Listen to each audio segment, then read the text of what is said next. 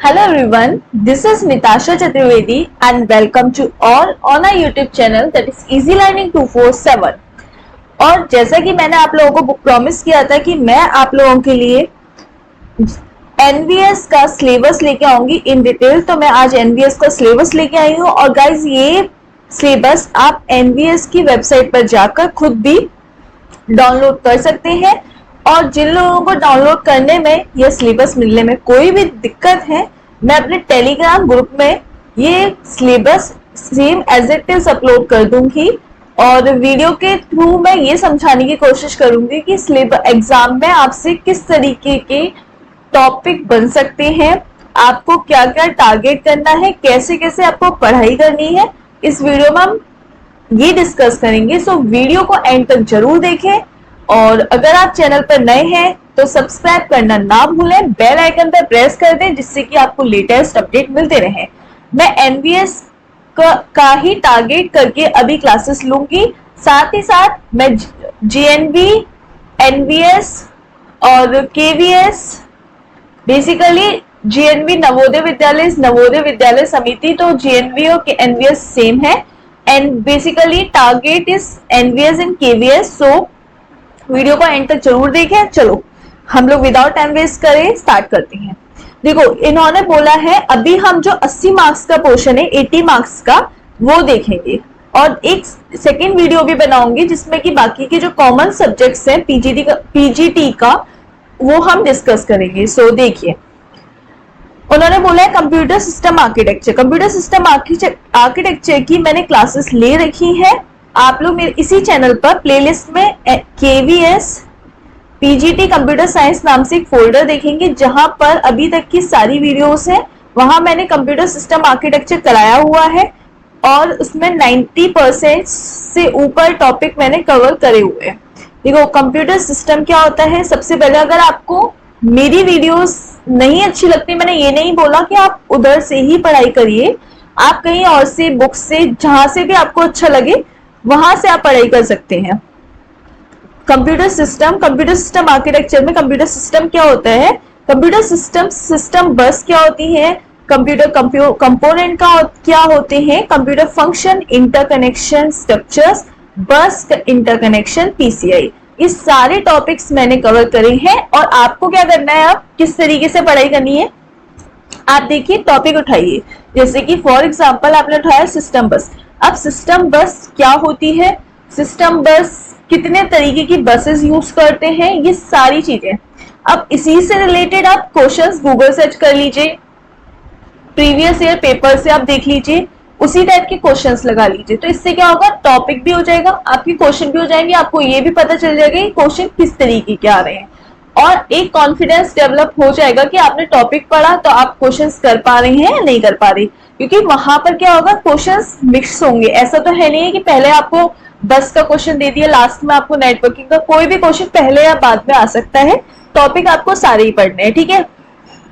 अब मेमोरी की बात करते हैं, internal memory, computer memory system, overview, semiconductor, main memory, cache memory क्या होती है, एडवांस DRAM ऑर्गेनाइजेशन। मतलब एक तरह से आप देखेंगे कि ये टॉपिक सारे के सारे मैंने कवर करे हुए हैं, तो ये आप अच्छे से पढ़ सकते हैं। मेमोरी से एक क्वेश्चन जरूर पूछा जाता है, तो मेमोरी का एक अच्छे से आप कवर कर लीजिएगा, मेमोरी क्या होती है। मेमोरी बेसिक क्वेश्चंस नहीं पूछेंगे, आप मेमोरी ऑर्गेनाइजेशन, सेमीकंडक्टर्स, ये सारी चीजें आप, कैश मेमोरी और ये सब आप पढ़ लीजिएगा। Input output external devices, input output module, ये मॉड्यूल से एक क्वेश्चन मैंने अभी तक जितने भी पेपर्स देखे हैं, मॉड्यूल से एक क्वेश्चन मैंने जरूर देखा है। यहां से आपके क्वेश्चंस आए या नहीं आए, लेकिन इस पार्ट से क्वेश्चन 100% आएगा ही आएगा, ये आप मान के चलीजिए। Direct memory access, input output channel, external interface, operating system overview. Basically आप देखेंगे कंप्यूटर सिस्टम से हमारे 3 से 4 क्वेश्चन आते हैं, 3 से 4 क्वेश्चन आते हैं और उधर आपको 2 क्वेश्चन तो इधर से ही मिल जाएंगे। आपको एक आध क्वेश्चन इधर बेसिक से थोड़ा सा घुमा के देगा, लेकिन ये वाला एक क्वेश्चन तो आपको इसमें से डायरेक्ट ही मिलेगा जो बहुत सिंपल होगा। तो मेनली 3 से 4 मार्क्स का ये पोर्शन होगा, ठीक है। ये कंप्यूटर सिस्टम आर्किटेक्चर में ही हमारा कंप्यूटर सिस्टम है। सेकेंड है सेंट्रल प्रोसेसिंग यूनिट। अब सीपीयू कंप्यूटर आर्किटेक्चर क्या होता है ये मैंने ओवरऑल बताया। कंप्यूटर सिस्टम आर्किटेक्चर से आपके 3 से 4 क्वेश्चन आएंगे। मैंने कंप्यूटर सिस्टम आर्किटेक्चर से बोला है, और कंप्यूटर सिस्टम आर्किटेक्चर में भी जो हमारा कंप्यूटर सिस्टम है उसमें भी जो इनपुट आउटपुट वाला पोर्शन है, external devices, input output module, program input output और ये सब direct memory access, input output channel, इनसे एक क्वेश्चन आएगा। मैंने ये बोला इस पोर्शन से एक क्वेश्चन 100% आना है, और कंप्यूटर सिस्टम आर्किटेक्चर ओवरऑल से कितने क्वेश्चन आने, जस्ट वेट एक सेकेंड वेट करिए, sorry for this.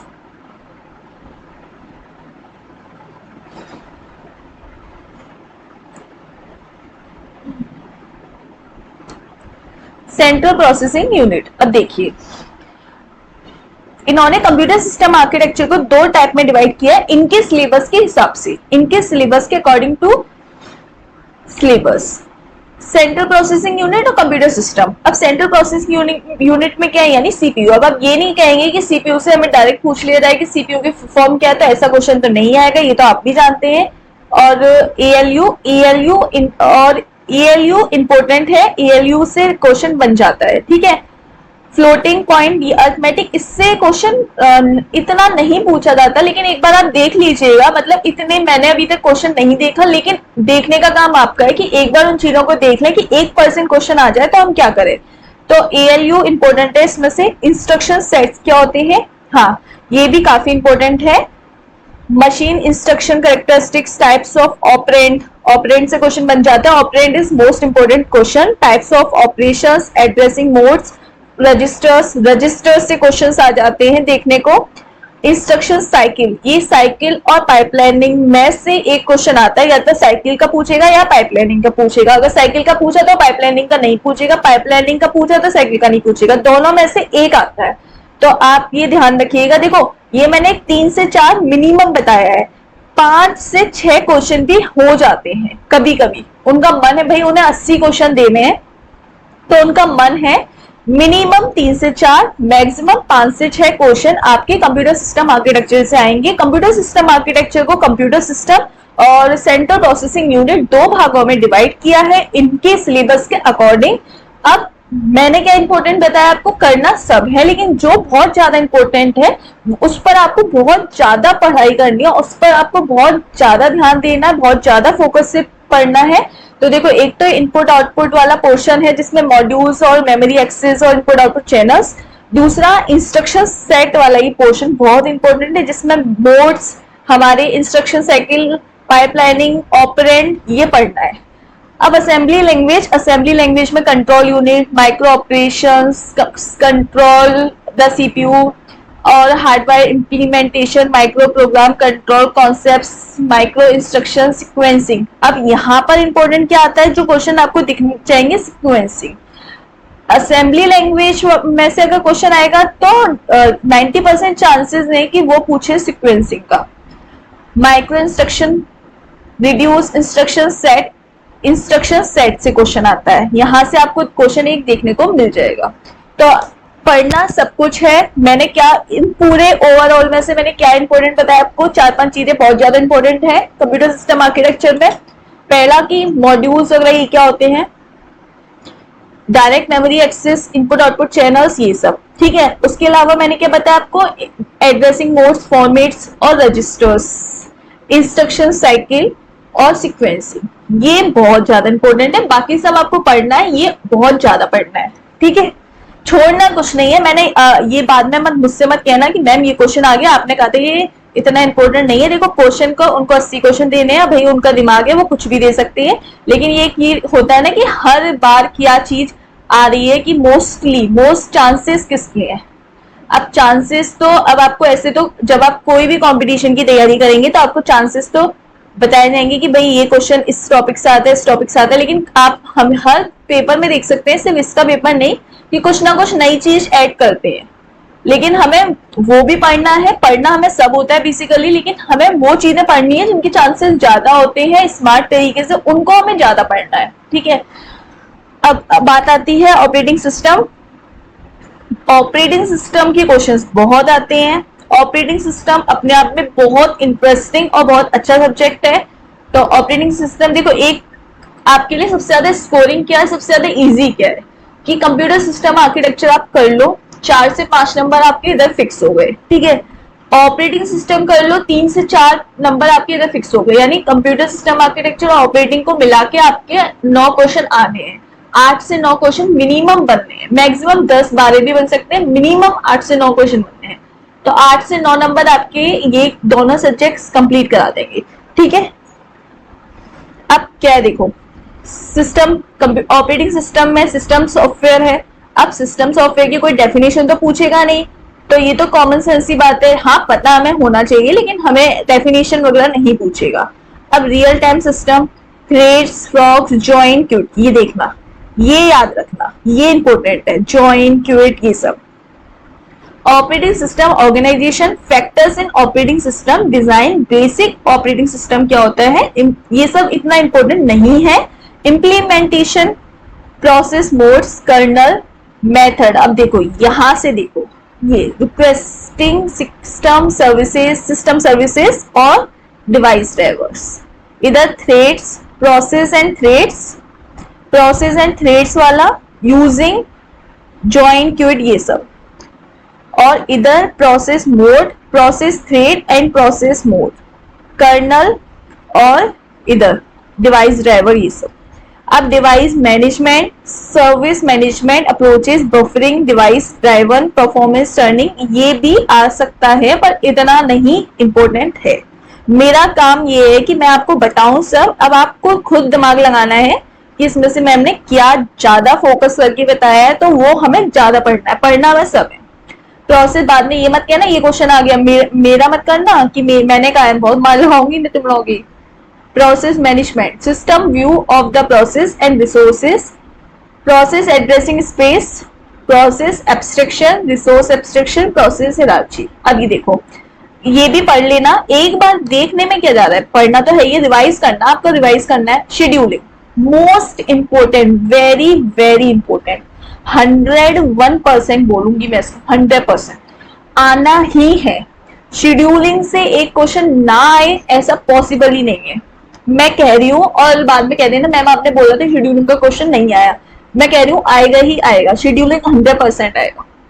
Scheduling mechanism, strategy selection, non primitive, primitive, scheduling आना है। शेड्यूलिंग टॉपिक अच्छे से कर लेना, शेड्यूलिंग के अंदर जितना भी कुछ है ना उसको रट लेना, अपने दिमाग में उसके क्वेश्चन सारे समा लेना कि शेड्यूलिंग आना है, और आएगा ही आएगा। और शेड्यूलिंग से 1 या 2 क्वेश्चन भी, जब एक क्वेश्चन तो आएगा, लेकिन जरूरी नहीं है कि सिर्फ एक आए, 2 भी पूछ लेगा वो, तो शेड्यूलिंग तो आना है। सिंक्रोनाइजेशन प्रिंसिपल, अब इसमें interactive process, critical section, deadlock, ये डेडलॉक इंपॉर्टेंट है, ठीक है।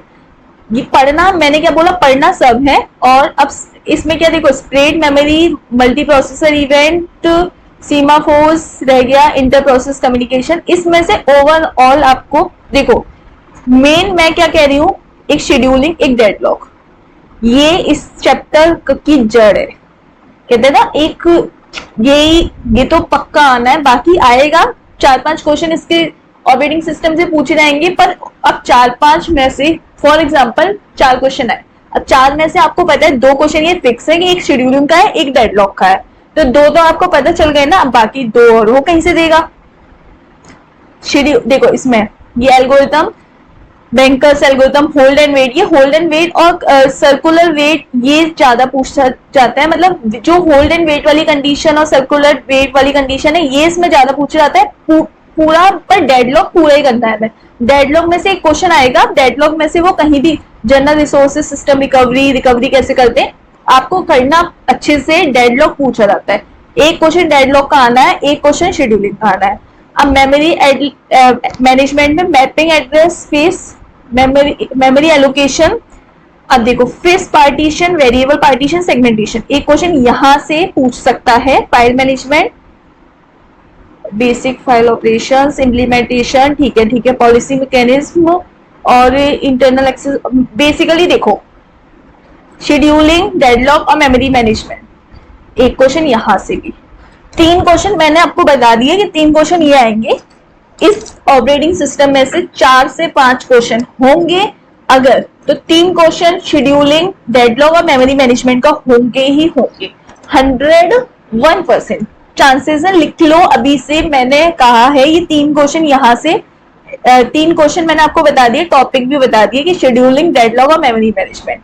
उसके अलावा 2 क्वेश्चन ये पूरे ऑपरेटिंग सिस्टम में से दे सकता है। 3 क्वेश्चन मैंने फिक्स कर दिए हैं कि यहां से आएंगे।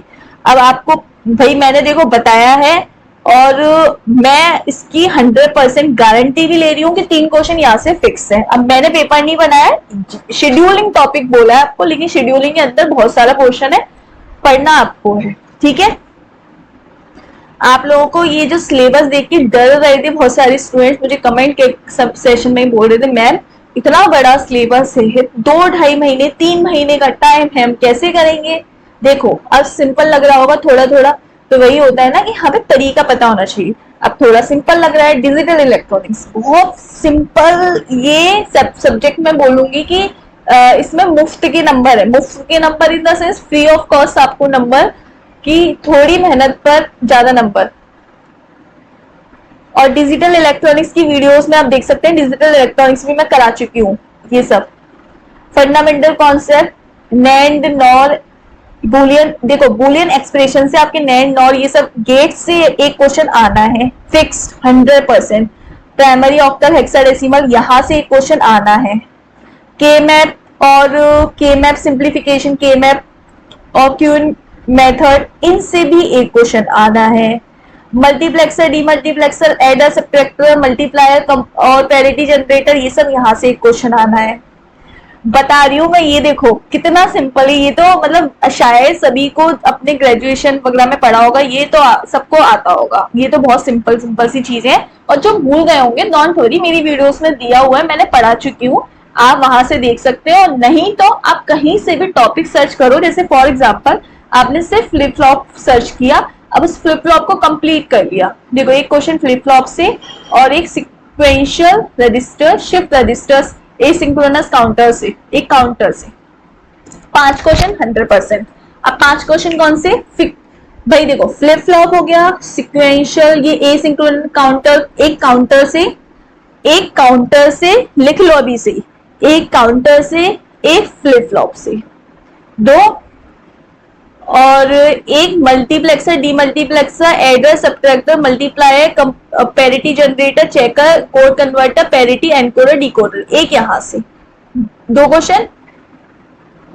एक हमारा आएगा कॉम्बिनेशन लॉजिक डिजाइन, के मैप और सिंप्लीफिकेशन, के मैप या क्यून, यानी या तो वो के मैप के थ्रू कराएगा या, और एक आपका क्यून मेथड है ना वहां से, दोनों में से एक पूछेगा, लेकिन एक क्वेश्चन यहां से एक नंबर सिस्टम से पूछेगा ही पूछेगा, वो उसका फिक्स्ड है कि वो नंबर सिस्टम से पूछे, चाहे वो हेक्साडेसिमल पूछे, चाहे वो हेमिंग कोड पूछे, पर वो पूछेगा। और एक हमारा फर्स्ट हो गया क्या, एक हमारा क्या हो गया भाई कि नैंड, नॉर, ये सब गेट से पूछ सकता है, बुलियन अलजेब्रा से। तो 5 क्वेश्चन यहाँ से फिक्स्ड है, 5 से 6 क्वेश्चन। अब 5 से 6 क्वेश्चन, सारे टॉपिक बहुत सिंपल है।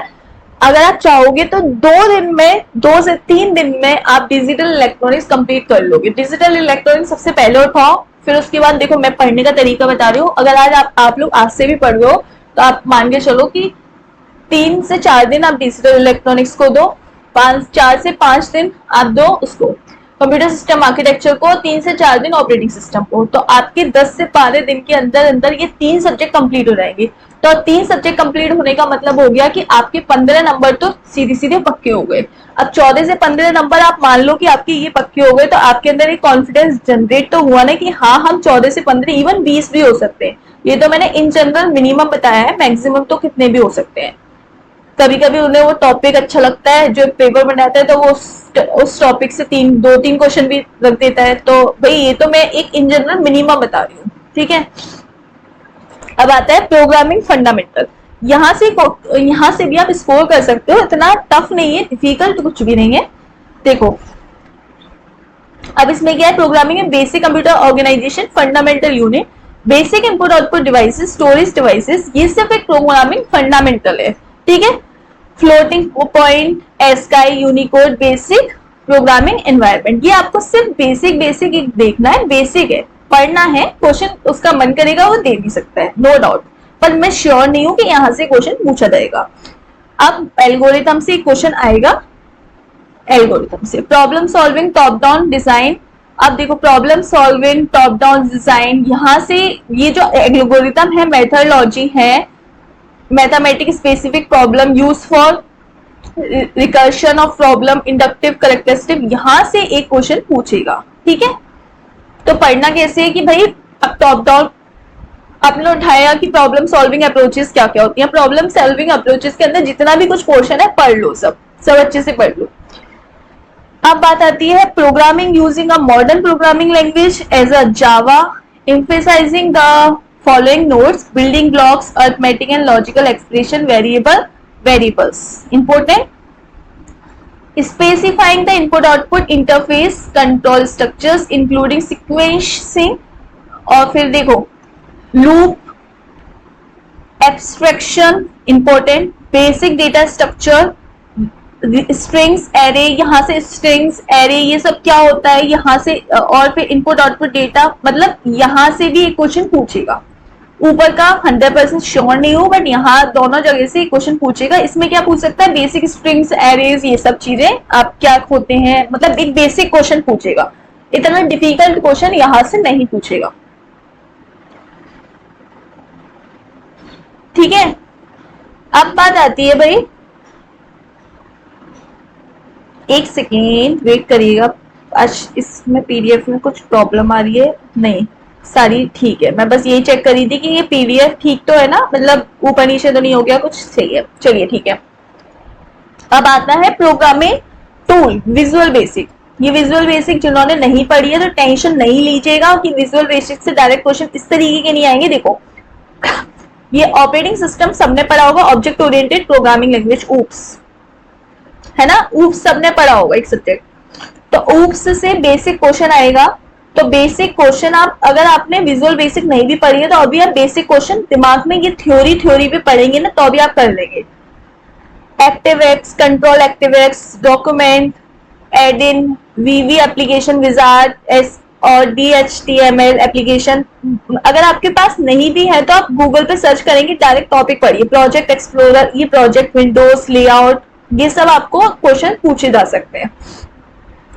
अब आती है ओपनिंग एंड क्लोजिंग विंडो। ठीक है, देखो यहां से rising, moving Windows, docking Windows, quitting visual basic tool box क्या क्या होते हैं, पॉइंटर, पिक्चर बॉक्स। यहां से देखिए नॉर्मल जैसे हमने HTML पढ़ी थी ना, सिंपल उसी तरीके से इसके जो बॉक्सेस हैं, विजुअल बेसिक टूल बॉक्स क्या होते हैं, जैसे picture box, label box, text box, frame box, command button, check box, option button, combo box, list box. तो बस वो बेसिक है और बेसिक से ही क्वेश्चन आएगा, डोंट वरी। आपको एक ये नहीं सोचना है कि हमें नहीं आता तो हम नहीं कर सकते, बस आप दिमाग में उसको अच्छे से पहले सिलेबस को समझो, इजी है, बहुत इजी। हाँ, इतना इजी भी नहीं है कि जिन्होंने कभी कंप्यूटर नहीं पढ़ी हो वो भी निकाल ले। तो मेरा ये कहने का मतलब इजी इसीलिए होता है कि आप एक डिमोटिवेट ना हो, मोटिवेट रह के ही तैयारी करें, आपके लिए अच्छा होगा। अब देखिए ऑब्जेक्ट नेमिंग, कन्वर्जन और event procedure, data types, integer, long, double, ये सबने पढ़ा होगा, बहुत सिंपल है। बूलियन डेट, अब मैं कह रही हूँ सिंपल है, इसका मतलब ये नहीं है कि पढ़ना नहीं है, छोड़ देना है, नहीं, पढ़ना है, पढ़ के बहुत सिंपल है। अगर आप पढ़ लेंगे तो आपके लिए सिंपल है, यानी इजी टू अंडरस्टैंडिंग, समझना आसान है। कोशिश करिए, समझना बहुत आसान है, और मैं भी साथ के साथ कोशिश करूंगी कि आपको इन शॉर्ट चीजें बता दूं। अब कन्वर्जन, वेरिएबल वगैरह, वेरिएबल डेटा टाइप से क्वेश्चन आता है। देखो भाई वेरिएबल और डेटा टाइप अच्छे से कर ली ना, मैं बार बार बोल रही हूँ, वेरिएबल डेटा टाइप से क्वेश्चन आते हैं। मेन्यू एडिटर, देखने में ये बहुत बड़ा सा लग रहा है सिलेबस, लेकिन देखो इसके अंदर मेन्यू एडिटर है। मेन्यू एडिटर के अंदर shortcut menus, popup menus, designing menu, मतलब अंदर देखो आप शॉर्टकट कीज, मतलब एक तरह से उसने पूरा सिलेबस खोल के रख दिया। और क्या वो देगा इतना, मैं कह रही हूँ कि जितने भी पीजीटी के एग्जाम होंगे ना, इतना इन डिटेल सिलेबस उन्होंने किसी का नहीं दिया होगा। उन्होंने सारे सब्जेक्ट्स में क्या सिर्फ टॉपिक दिया है, इन डिटेल नहीं दिया। यहाँ पे इन डिटेल दिया, आप टॉपिक भी उठाओगे ना, उनको भी पढ़ोगे तो सच्ची में आपके अच्छे मार्क्स आ जाएंगे, मैं गारंटी ले रही हूँ। अगर आप टॉपिक उठा के उसको ध्यान से उस सिलेबस वाइज भी पढ़ोगे अच्छे से। अब देखो लिस्ट है, अब लिस्ट उन्होंने बोला, अब इमेज लिस्ट, कॉमन डायलॉग, भाई जो इतना इजी उन्होंने सिलेबस, देखो ना उनकी अच्छी बात की, उन्होंने सिलेबस आपको समझाया है, सिलेबस के अकॉर्डिंग आपको ये बता रहे हैं कि भाई आपको ये टॉपिक पढ़ना है, ये adding time on panel, addressing status bar. अब एड्रेसिंग स्टेटस बार है, उसमें उन्होंने उसके अंदर भी दे दिया है कि भाई आपको ये टॉपिक है, ये पढ़ने हैं। अब pre dialog boxes, predefined dialog box, custom dialog, ये तो आपने शायद HTML में भी पढ़े होंगे, तो मेरे अकॉर्डिंग आपको कोई प्रॉब्लम नहीं होनी चाहिए। फिर भी मैं आप कोशिश करूंगी आपको इन जनरल छोटी छोटी वीडियोस बना के, शॉर्ट वीडियो बना के आपको एक ओवरव्यू देती रहूं, ठीक है। अब बात आती है डेटा स्ट्रक्चर की। तो डेटा स्ट्रक्चर सभी ने पढ़ा होगा, ये सबके पास सब्जेक्ट होगा। आई एम श्योर कि ग्रेजुएशन जो कंप्यूटर में होंगे उनके पास, सबके पास ये सब्जेक्ट रहा होगा, बट वो बात अलग है, भूल गए होंगे। तो भूल गए होंगे डजंट मीन कि आपको नहीं आता, आपने कभी नहीं पढ़ा। आपको पढ़ना है, स्टार्टिंग से रिवाइज करना है, एक बार पढ़ो दूसरी बार रिवाइज करो, सिंपल। देखो object oriented programming, records, abstract data type, इसमें डेटा टाइप बहुत इंपॉर्टेंट है, ठीक है। अब इसमें लाइब्रेरीज है, सेपरेट लैंग्वेज, ये देखो ये ऊप्स का मतलब अभी बताया था, ऑब्जेक्ट ओरिएंटेड प्रोग्रामिंग, सब टाइपिंग, और इनहेरिटेंस क्या होता है, इंक्रप्शन क्या होता है, क्लासेस क्या होती है, सब क्लासेस क्या होती है, हेडर फाइल्स क्या होती है, फंक्शन टेम्पलेट क्या होते हैं, ओवरलोडिंग क्या होती है, बस ये आपको ध्यान रखना है, ठीक है। तो भाई इतना समझ में आ गया होगा। अब देखो डेटा स्ट्रक्चर के बाद वो जो डेटा स्ट्रक्चर है, डेटा स्ट्रक्चर आपने डेटा स्ट्रक्चर सी भी पढ़ा होगा, यहाँ पे वो डेटा स्ट्रक्चर C++ बोल रहा है। तो ये सारी चीजें तो बेसिक कॉमन है। उसके बाद देखो भाई स्टैक है, क्यू है, लिस्ट है, ट्री है, ये सब बेसिक चीजें हैं, ठीक है। एल्गोरिथम्स है। उसके बाद अब प्रोग्रामिंग C++, जिनको नहीं आती है टेंशन मत लो, इसमें मेन टॉपिक होता है ऑब्जेक्ट ओरिएंटेड प्रोग्रामिंग क्या होती है। आप थ्योरी तो समझ सकते हो ना, एब्स्ट्रैक्ट क्लासेस क्या होती हैं, कॉन्क्रीट क्लास क्या होती हैं, और एग्जाम्पल्स, कुछ एग्जाम्पल्स के थ्रू कुछ वीडियोस देखना, समझ लोगे, इतना डिफिकल्ट नहीं है। क्लासेस क्या होती हैं, क्लासेस डेटा टाइप क्या होते हैं, उसमें फंक्शंस क्या होते हैं, ये सब। अब मोड्स क्या होते हैं, विजिबिलिटी मोड्स क्या होते हैं, मेंबर फंक्शन क्या होते हैं, हमारे ऑपरेटर क्या होते हैं, किस तरीके से उनको यूज करते हैं, क्लासेस क्या होती हैं, उसमें आर्गुमेंट पास कैसे कराते हैं, pass by reference, pass by value, ये बहुत इंपॉर्टेंट है कि रेफरेंस और pass by value, pass by reference. अब कंस्ट्रक्टर, डीकंस्ट्रक्टर, अब कंस्ट्रक्टर क्या होते हैं, डीकंस्ट्रक्टर क्या होते हैं, ओवरलोडेड कंस्ट्रक्टर क्या होते हैं, कॉपी कंस्ट्रक्टर क्या होते हैं, ये सब, ठीक है। डीकंस्ट्रक्टर में स्पेशल कैरेक्टरिस्टिक क्या है इसकी, और डिक्लेरेशन कैसे करते हैं, डेफिनेशन कैसे देते हैं, बस ये सब। अब बात आती है इनहेरिटेंस क्या होता है, बेस क्लास क्या होती है, ड्राइव क्लास क्या होती है, बस ये सब। मतलब कुल मिला के बात ये है कि थोड़ा सा अगर सिलेबस वाइज भी देखोगे ना तो टफ नहीं है। अब देखो डेटा स्ट्रक्चर थोड़ा सा बड़ा है, मतलब समझना बड़ा नहीं है, लेकिन हाँ आपको थोड़ा टाइम लग सकता है। तो मेरा मानना ये है कि आप 2 सब्जेक्ट एक दिन में उठाइए, जैसे कि फॉर एग्जांपल आपने कंप्यूटर सिस्टम आर्किटेक्चर किया, साथ में डेटा स्ट्रक्चर उठा लिया, तो कुछ टाइम कंप्यूटर सिस्टम आर्किटेक्चर करिए, कुछ टाइम डेटा स्ट्रक्चर करिए। सिमिलरली आपका कंप्यूटर सिस्टम आर्किटेक्चर जैसे ही खत्म होगा तो आप डिजिटल इलेक्ट्रॉनिक्स और डेटा स्ट्रक्चर उठाते रहिए, तो इतने में आपके 2 सब्जेक्ट कंप्लीट हो जाएंगे। अब डेटा स्ट्रक्चर के बाद आप C++ थोड़ा सा देख लीजिए, ठीक है ना। बाइनरी फाइल क्या होती है, ये देखो बाइनरी फाइल क्या होती है, कॉन्सेप्ट, पॉइंटर्स बहुत इंपॉर्टेंट है, तो पॉइंटर्स क्या होते हैं। अब इसमें ऑपरेटर्स, पॉइंटर्स के साथ ऑपरेटर का फंक्शन, ये सब, एरे, डिलीट, पॉइंटर्स, ये सब आपको देखना है, ठीक है। अभी वीडियोस थोड़ी बड़ी हो जाएगी तो एंड तक जरूर देखें, लेकिन मुझे ये चीजें थोड़ा सा डिटेल में बतानी थी। मैं बहुत ज्यादा डिटेल में तो नहीं बता पा रही हूँ क्योंकि बहुत ज्यादा बड़ी हो जाएगी, लोग बोर हो जाएंगे, लेकिन मैं एक कोशिश ये कर रही हूँ कि आपको एक ओवरव्यू दे दूं। अब रिलेशनल डेटा, डीबीएमएस, तो डीबीएमएस डेटाबेस मैनेजमेंट सिस्टम, ये सबने पढ़ा है। अब इसमें रिलेशनल डेटाबेस मैनेजमेंट सिस्टम, अब इसमें दो टाइप से उन्होंने डिवाइड किया, डेटाबेस मैनेजमेंट सिस्टम और आरडीबीएमएस टूल ऑरिकल के थ्रू। ठीक है, बहुत सिंपल है, यहां से स्कोर करना वेरी वेरी सिंपल। देखो टेबल, ट्रिपल, रो, एट्रीब्यूट, तो आपके keys, candidate key, primary key, alternate key, foreign key, ये कीज वगैरह एक बार समझ लेना। यहाँ से क्वेश्चन दो तो पूछ ही लेते हैं, आपके दो क्वेश्चन यहाँ से पूछ ले रहेंगे, सिंपल है। उसके बाद माई एसक्यूएल भी समझना बहुत सिंपल है। ठीक है, तो Oracle developer, my SQL, visual basic, basic पूछेगा, इतना इन डिटेल नहीं जाएगा। इन डिटेल उसे जहां जाना होगा वो वहां जाएगा, और जहां जाना होगा वो मैं आपको साथ के साथ बता रही हूँ कि बहुत ज्यादा इंपॉर्टेंट है, बहुत ज्यादा इंपॉर्टेंट है, इसका मतलब वो इन डिटेल जाएगा, याद रखो। अब डीएमएल बहुत इंपॉर्टेंट है, सेलेक्ट, इंसर्ट, डीडीएल बहुत इंपॉर्टेंट है, डीसीएल, ये यानी जो क्लासिफिकेशन ऑफ एसक्यूएल स्टेटमेंट से बहुत इंपॉर्टेंट है। अब बहुत इंपॉर्टेंट का मतलब समझ लेना कि मैं जब बोलूं बहुत इंपॉर्टेंट है मतलब इन डिटेल भी जाएगा।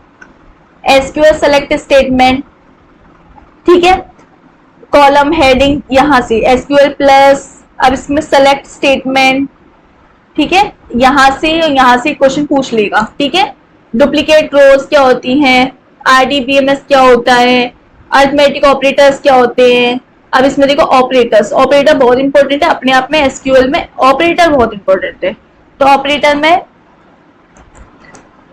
में एंड और नॉर ये सब, अब इसमें कॉलम्स, शॉर्टिंग, ये इंपॉर्टेंट है बहुत। Function of SQL, types of SQL function, single row, multiple row, single row SQL functions, character function, सब कुछ आपको ये सारे उसके फंक्शंस हैं एक तरह से एसक्यूएल की, तो आपको सारे पढ़ने हैं। ग्रुपिंग, रिकॉर्ड क्या होते हैं, record is very very important. Sub queries क्या होती है पढ़ लेना एक बार। Displaying data and multiple table, join कैसे करते हैं, देखो ये ज्वाइन वाला जो ऑपरेशन है ना, ये ज्वाइन वाला फंक्शन ये इंपॉर्टेंट है, वेरी वेरी इंपॉर्टेंट। अब वेरी इंपॉर्टेंट का मतलब समझ गए ना मैं क्या कहना चाह रही हूँ। जब भी मैं वेरी वेरी इंपॉर्टेंट बोलूँ तो आप समझ लेना कि मैं क्या कहना चाह रही हूँ। ठीक है, चलो अब आती है बात types of joins. Outer join, self join, equi join, it's implementation. अब ज्वाइन से क्वेश्चन आएगा, relation, table and relation, very important. ठीक है, चलो आगे देखते हैं क्या है। डेटा स्ट्रक्चर हो गया, एसक्यूएल हो गया, एचटीएमएल वेरी इंपॉर्टेंट और बहुत अच्छा सा है। एचटीएमएल तो बहुत अच्छा लगता है, मतलब आप सभी को अच्छा लगता होगा। तो एचटीएमएल क्या है, एचटीएमएल में एसजीएमएल, एचटीएमएल क्या है, हेड, टाइटल, बॉडी, ये सब बहुत इंपॉर्टेंट है। एचटीएमएल में मैंने वीडियोस भी बनाई हुई है और बेसिक वीडियोस हैं मेरी 9th-10th क्लास वाली, और तो वो आपको अगर बेसिक से समझना है तो वहां से सीख सकते हैं। साथ में मैं कुछ क्वेश्चन वाइज भी वीडियोस बना दूंगी तो आप वहां से देख सकते हैं। वेब पेज HTML में कैसे बनता है भाई, टेक्स्ट है, हमारी डेफिनेशन यूज करते हैं हम, परसेंटेज, ये सब, कैप्चरिंग टेबल, बॉर्डर, ये सब, और सेल स्पेसिंग, सेल पैडिंग ये क्या होता है, ये सब, कॉल स्पैम और रो स्पैम सब बता चुकी हूँ, टेबल वगैरह बनाना। अब आती है बात डॉक्यूमेंट ऑब्जेक्ट मॉडल। डॉक्यूमेंट कैसे बनाते हैं, CSS यानी कास्केडिंग स्टाइल शीट के थ्रू एक डॉक्यूमेंट तैयार किया ना। ये अगर आपने HTML आती है तो ये तो आप बहुत सिंपल तरीके से कर सकते हैं। अब आती है XML, similar to HTML but थोड़ा सा इसमें XML के कुछ फीचर्स इंक्लूड हो जाते हैं, तो XML भी कर लेना, एक बार देख लेना। पर HTML से question as compare to XML ज्यादा पूछे जाते हैं, HTML अच्छे से कर लेना, बार बार बोल रही हूँ। अब देखो मेन चीज बताती हूँ जो बहुत ज्यादा इंपॉर्टेंट आती है। अब देखो ये सब आपको पढ़ना है, छोड़ना कुछ नहीं है, मैंने ये XML का ही पार्ट है इसलिए मैं बोल रही हूँ। अब ये आती है ASP, एक्टिव सर्वर पेजेस, बहुत इंपॉर्टेंट है। ASP तो आएगी, देखो भाई ASP में अब क्या इंपॉर्टेंट है, इसके फंक्शंस, ये cbyte, scene, cstr, sng, sn, ये बहुत इंपॉर्टेंट। लॉजिकल ऑपरेशंस हैं, कंपैरिजन, ये सब। ASP और HTML वेरी वेरी इंपॉर्टेंट। अब भाई देखो ये सब ASP ही चल रहा है तो एक बार आप देख लेना। क्योंकि प्रोग्रामिंग में क्या होता है, इसमें फंक्शंस बहुत सारे होते हैं। तो इन detail remove all, text file, elementary database, relationship, candidate key, primary key, alternate key, foreign key, ये सब बस जो HTML जो हम लोगों ने DBMS में पढ़ा था ना, SQL में, बस वही सब ऐड है इसमें।